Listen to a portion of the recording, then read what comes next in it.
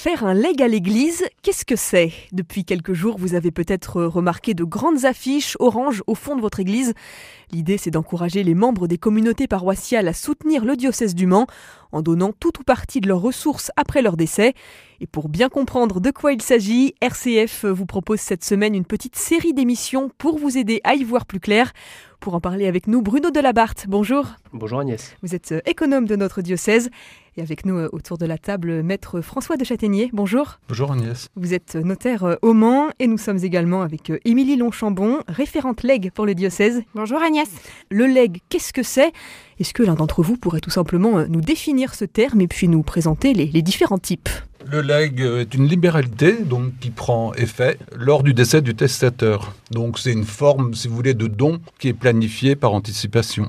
Et notre code civil donc, a prévu une classification des différents legs. On a d'abord le legs universel qui a vocation à porter sur l'ensemble du patrimoine du testateur. Donc ça porte aussi bien sur des biens meubles, immeubles, comptes bancaires. Et on peut également instituer plusieurs personnes légataires universelles conjointement. On a après, si vous voulez, le legs à titre universel, où là, le testateur décide que telle personne, telle association recevra soit une catégorie de biens, des meubles, des immeubles, des actifs financiers ou un pourcentage de la succession.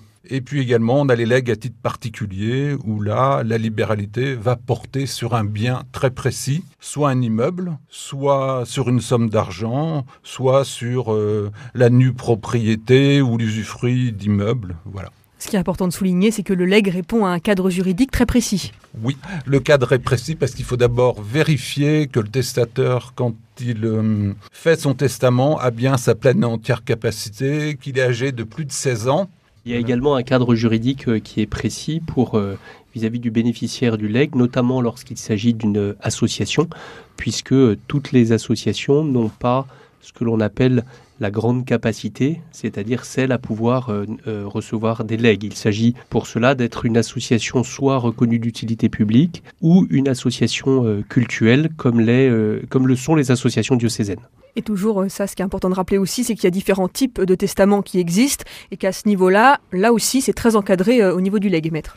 Oui, alors au niveau des testaments, il y a le testament bien connu, qui est le premier, qui est le testament holographe, que le testateur va écrire de sa main. Ce testament va organiser la répartition de son patrimoine entre soit ses héritiers réservataires s'il a des enfants, ou soit des tiers, donc associations ou autres personnes physiques qu'il pourrait souhaiter gratifier. Donc, le testament holographe, pour être valide, doit être impérativement écrit par la main du testateur, daté et signé. Il est important, lorsque quelqu'un rédige ou prépare ce type de testament, d'être aussi bien conseillé, de sorte que sa volonté puisse vraiment être respectée. Parce que dans le cas où ce testament ne répond pas au cadre juridique attendu, il ne pourra pas être mis en œuvre. Donc l'autre solution est aussi de pouvoir consulter un notaire et qui permet de mettre en place un autre type de testament qui s'appelle un testament authentique.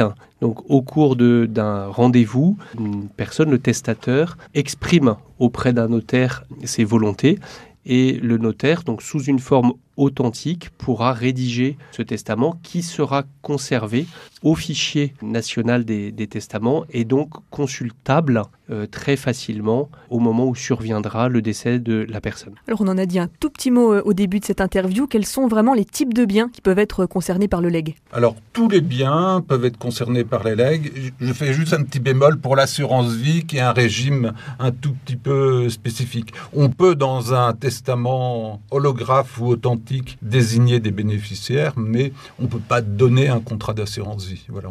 C'est pour ça qu'un conseil préalable avant de rédiger un testament, ça s'impose, et c'est bien que les futurs testateurs rencontrent leur notaire préalablement, pour que tout s'articule bien et que le testament soit bien rédigé. Tout le monde peut léguer, y compris lorsque l'on a des enfants. Maintenant, il y a un certain nombre de règles, puisque la seule partie qui peut être, le seul montant qui peut être légué, c'est ce que l'on appelle la quotité disponible, une fois que l'on a effectivement remis ou distribué à ses enfants ou à ce qu'on appelle les héritiers réservataires, les biens qui appartenaient au testateur. Merci à tous les trois, maître François de Châtaignier, Bruno Delabarthe, Émilie Longchambon.